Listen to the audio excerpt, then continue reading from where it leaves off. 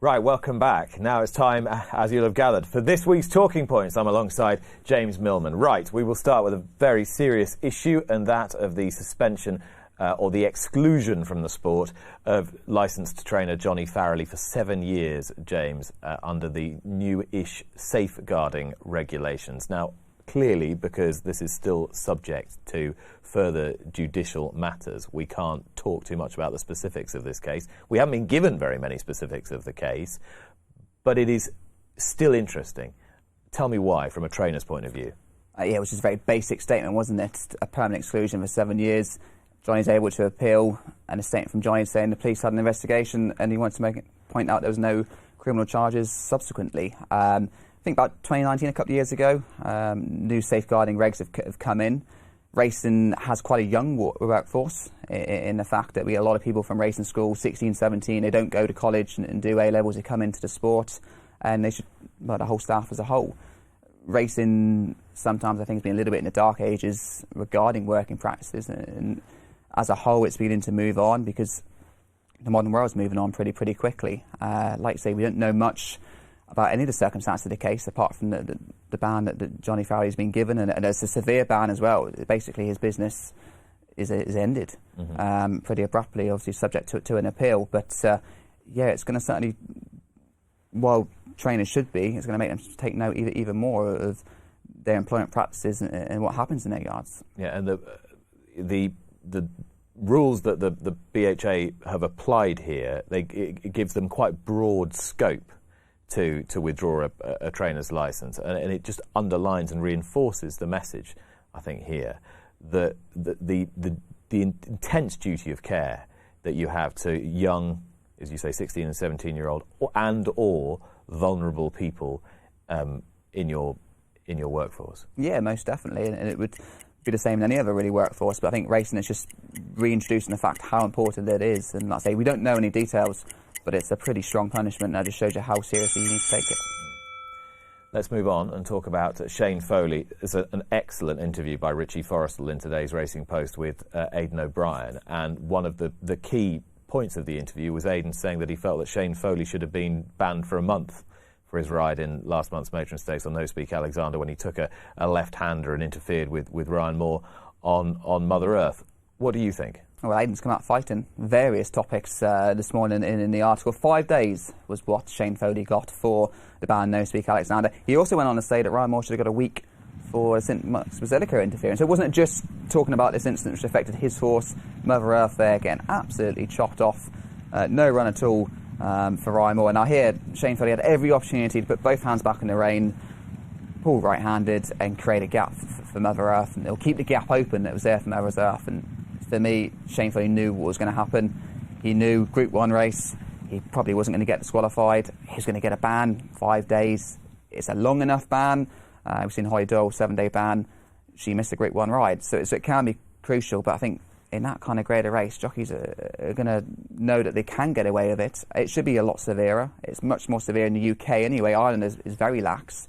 So I think Aidan makes a very good point, and that kind of riding you don't want to see. A month, is that feasible, or is this a case of making sure you make the statement so strongly that it has the desired effect? So if he said he should have been given a week, it wouldn't really have made the headlines. So I'm more disqualification, to be honest. I know he's saying it's not affecting the owner, the trainer of the horse, but it's affecting the owner and the trainer, the connections of the seconds, the horse that's received interference. So for me, I'll just chuck No Speak Alexander out. I'll probably be a more severe 7-10 day ban. But then, as Aidan's pointed out, it's not the owner and trainer's fault, is it? It isn't, but the horse is lost because of that jockey's efforts. So you're punishing the connection of the second anyway. Because that horse, No Speak Alexander, shouldn't have won. But you're still more in agreement with Aidan that the book should have been thrown at Shane Foley. Bigger ban, but I'd also have disqualification for instances like that. Okay. Let's talk about the other major point that's come out of Richie's interview with Aidan, which is that Aidan says the beating drum talk of illegal use of substances in the sport has to stop unless there is proof of it. Clearly that is a reference to much of what we talked about with Jim Bolger during the course of the year and others. What's your view? Well, what he's saying is right, because the more talk there is about drugs in the sport, the more people are concerned that there is a big problem. The issue is someone like Jim Bolger yes, the evidence is hard to prove, but he's put his head above the parapet to say what he thinks is going on, in particular in Irish racing, and he thinks that there's a potential Lance Armstrong case at some point will emerge in America. We've seen where the jug rules are a lot more lax over there. There's still cases falling by the wayside. There was, I think, Barnes at Gulfstream, 5 to 10 trainers got raided and they failed for Clem Bolter, I think it was. So there's issues in the sport. That all this talk, it does damage it. There's no denying that. But someone like Jim Bolger thinks that is an issue, and that's why he's saying it. It's a very valid point, but the problem is, if people do believe there's a problem, they can't just be quiet and brush it under the carpet. So it's a tough one, because both make valid points. Yeah, and I think the point that Aidan O'Brien is making in the interview is either put up or shut up. Yeah. But is it reasonable to expect somebody to put up when they can't be sure of their ground legally, yet they've got strong suspicions that there is nefarious activity going on? Exactly, 100%. To prove in a legal court that this is happening, that standard is so high. Unless you've got photographic or video evidence. Exactly, which it's going to be very hard for an individual to get. It's up to the organisations in charge of trying to stop this. That's what they should be doing and making extreme efforts to do. And as Aidan pointed out, they've been in their yard doing hair testing, taking samples of all his horses in recent weeks. So it's happening. But yeah, he's making a good point. But why would Jim Bolger say such things if he didn't think it was true? St Mark's Basilica has been retired this week. Has he been retired at the right time, do you think? Probably for his stallion potential. Obviously, he missed the Juddmonte because he had that setback where a shoe came off and caused an injury to his back leg. It was obviously quite a serious setback from what we subsequently gathered. In the fact that he hung right-handed. Now, for me, it was more, initially, I thought Ryan was trying to get away from Poetic Flair, but he kept going a long way across, and the fact that he's pulled up not quite 100% on the back of that run, which is why they curtailed his season, he probably was having a bit of an issue, and that contributed to the fact he went way further across the track than what Ryan wanted him to. Yeah, I think Ryan wanted to go at the centre of the track, didn't he? And quite not possibly on the photographers. Yeah, exactly. So that shows you he was probably masking an injury. Tough performance. What we've seen him do in France earlier on in the year was very good. In the Eclipse, I thought he was exceptional. Yes, Mishriff probably needed to run first run back after Riyadh and Dubai, and we saw what he could do in the King George and the Juddmonte. But Adair loves those ground conditions, and he put him firmly in his place. So for me, he's a very good horse. He's a good addition to Bayador's stud roster, obviously with Galileo, Parson. What about possibly the best horse we've ever had? It's kind of the statement that's thrown out when most horses retire at the back end. Is that just one for the commercial, advert, or? You can see for Factor itself. I think there's probably been 10 or so more horses rated officially higher in years for Aidan. But interestingly, not that much higher. I think there's only £2 or £3 between the whole lot of them, aren't there? They are all very good. There's not been a Frankel in Aidan's yard where you can say this horse is clearly... There's not been a Frankel in anyone's yard, has there? Exactly, but that's where that statement would be, this horse is the best I've ever trained. If you've got a horse that is half a stone better than perhaps what you trained before, whereas he's had a lot of very, very good horses. Hawkwing, probably, how you rate that Locking's was such a high rate, and he didn't end up being a good stallion, but best he's ever trained, only Aidan knows if that is really, truly what he thinks, but it will certainly help stallion prospects. I think who would you go for? Best horse Aidan's trained? Best horse Aidan's trained. I'll go for Rock of Gibraltar and let everyone shoot me down. Giant's Causeway then. Oh, I love Giant's Causeway. But yeah, he's had so many of such a high level. To pick one star that was just way above the rest, I'm not sure even Aidan can, to be honest. I think they were my two favourites anyway. Who do you think? Let us know. Right, climate change. This was an interesting piece in the paper earlier in the week written by Bill Barber about the effect of climate change. Is the effect of climate change being manifest in Paris this afternoon, and will it be in Ascot in 2 weeks' time? And how is this going to change the shape of racing, the shape of the season, all sorts of aspects of our lives in the next few decades? I think, talking about October, you're expecting soft ground in the autumn. That is the issue with Champions Day. You saw how bad Ascot was yesterday. Yeah, you see there's soft and there's soft, isn't there, James? Here's the thing. There's soft ground like we used to know autumn soft ground. Yeah, the ground's a bit soft. And then there's a quagmire. The issue with these tracks is that I've had to water through the summer to cope with the racing on very fast ground. When you do get a lot of rain, it doesn't take too long for the ground to get absolutely ruined. The issue for me more is as a whole of the season, in the fact that now recent springs have been pretty dry. It takes 5 or 6 weeks, sometimes we even get a bit of soft ground, and it's very intermittent. When you're training horses, normally you peak, you get them at the start of the season, soft ground for Lincoln, end of the season. Now it's kind of some summer meetings, you're going to get heavy when you get a torrential downpour, but it might be good to firm a day before. Trushan is the classic example.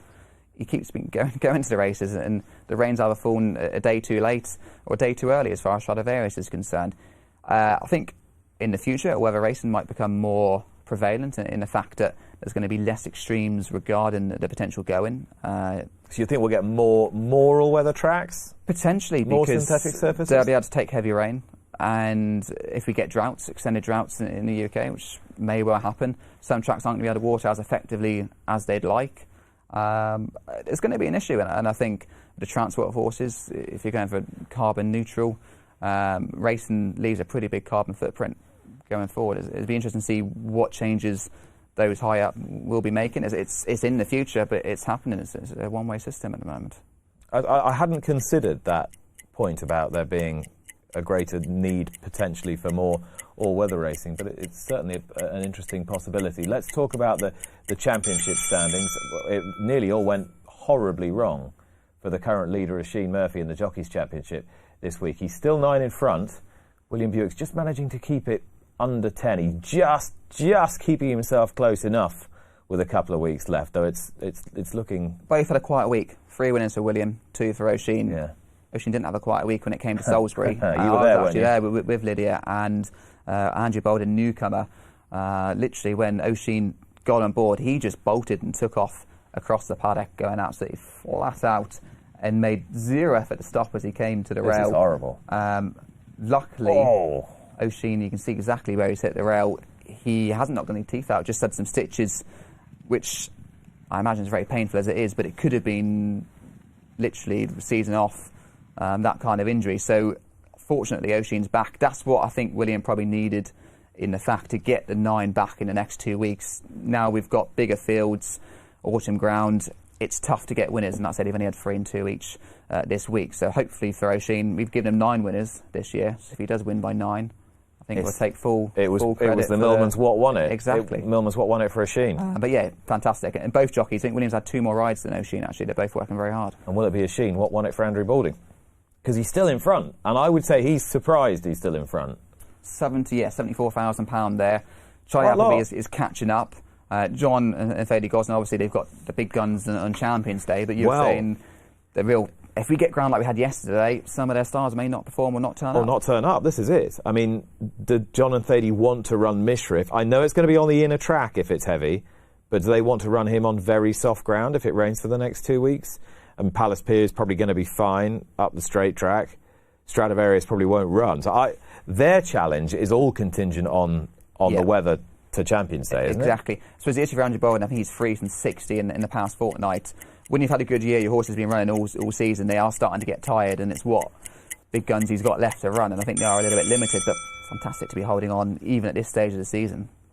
Now, earlier in the week at Kempton, Ivan Furtado replaced a stable apprentice, Ellie Mae Crute, due to claim £7, with Sylvester de Souza, who had been due to ride his other runner in the race, that was withdrawn, but not before there'd been a significant gamble on the horse originally intended to be ridden by a £7 apprentice rider.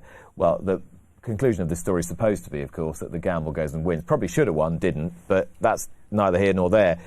Should he have been allowed to ride? I think no. The horse? Busby was the horse. He's drawn in stall 12. Yard have had him just over a year. 6 runs. Ellie Mae ridden them all 6 occasions. No show. Dropped £14 in the handicap. Re-emerged after a break. Yard had 2 in the race. Sylvester Souza on the apparent 3rd string, and then this horse Busby got backed off the boards, dropped in grade. Jockey changed. It was quite early. It wasn't one at the track. Ellie Mae didn't get there. It was just literally Sylvester's our chosen jockey. He doesn't ride the non-runner, so we'll switch him over. And in the week where they had the fuel crisis, as a perfect subterfuge. Yes, I mean, it could have been more diverted away. It was pretty obvious what was happening. It wasn't like a late gamble. It was all morning. The horse got absolutely punted off the boards. For me, I'd have an apprentice for an apprentice. I think it's a bit too extreme to go £7 claimant to £7 claimant, because there's genuine reasons why jockeys can't ride illness in particular that you can't prove yes or no. But if you're replacing a jockey with an apprentice, you're not suddenly going to be putting a champion jockey on board the horse when you're expecting a jockey's only had 1 win from 33 rides. If you're analysing that race beforehand, you're probably anticipating a very, very different performance from said horse. So in that respect, it leaves a bit of a sour taste. The horse got beat anyway. It probably should have won. Stall 12, I think, was costly. The first two were 1 and 2. But for me, it should be an apprentice for an apprentice if you are going to go down that route, because we've had a few down the years, and for me, it doesn't sit well. There are 165 horses in the Horses in Training catalogue consigned by Shadwell. That's an awful lot. Now, we knew they were going to scale down very considerably. This is the first concrete indicator of as to the extent that they are scaling down. Yeah, it is. And Shadwell always have a big contingent at the Horses in Training sales. Always very popular because they're horses that are well bred. If they're not going to make the top league for Shadwell, they will be moved on. But this is quite extreme, and there's some nice horses in there as well. And it just signals the fact there's going to be a bit of a change. We're used to the blue and whites on the track with alarming regularity. They're not going to be there so often in the future. It probably means for those that are selling or buying at the sales anyway, you can have a lot of choice of buying into the Shadwell families through the mares at the sales, and there'll be quite a lot of nice handicaps going forward. I know the horse watchers have tended to buy quite shrewdly. Have you bought out of Shadwell? We had one actually come from the July sales, bought back by the breeders that they're going to breed from in the future to try and win a race with. Unfortunately, we didn't do too well on that score. But yeah, they're going to be popular. New people will come into the sport. They always do tend to feel a vacuum. And it's going to be interesting to see who does suddenly expand their interests and get involved. But it's still sad to see, because like I say, it's something we've become accustomed to. Juddmonte are also going to be reducing their numbers as well. We're very lucky that we have so many big owners that spend the money, because Shadwell's, I hate to think what their annual spending would be, and it's no surprise it is being cut down, but still sad to see. Yeah, it's quite noticeable how relatively few Juddmonte 2-year-olds there are around this season, particularly in Britain. Ger Lyons has had perhaps plenty. More. I think he's had 17, 18 And there's winners. quite a few in France. Obviously, we've got Raclette this afternoon, but not that many here. No, I think that's just going to be a gradual reduction in concentrating on the extremely classy Juddmonte families. But yeah, it's changing times in racing, and Argo Dolphin are going to have such a big presence going forward. They've got the classy horses, but their numbers, are they going to not have so many in training because they weren't buying at Keeneland themselves? I was going to say something else, but there goes the bell. I'll have to save it for next week. And that was that for this week's Talking Points.